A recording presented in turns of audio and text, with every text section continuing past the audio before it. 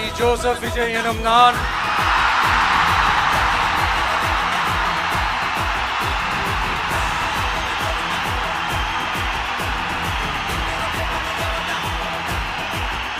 சட்டப்படி அமைக்கப்பெற்ற இந்திய அரசியல் அமைப்பின்பால் உண்மையான நம்பிக்கையும் மாறா பற்றும் கொண்டிருப்பேன் என்றும்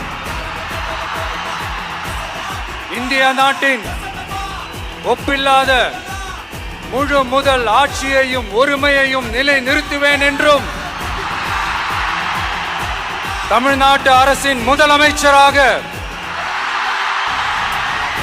உண்மையாகவும் உளச்சான்றின்படியும் என் கடமைகளை நிறைவேற்றுவேன் என்றும் அரசியல் அமைப்பிற்கும் சட்டத்திற்கும் இணங்க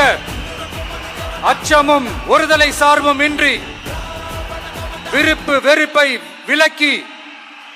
பலதரப்பட்ட மக்கள் அனைவருக்கும் நேர்மையானதை செய்வேன் என்றும் ஆண்டவன் மீது ஆணையிட்டு உறுதிமொழி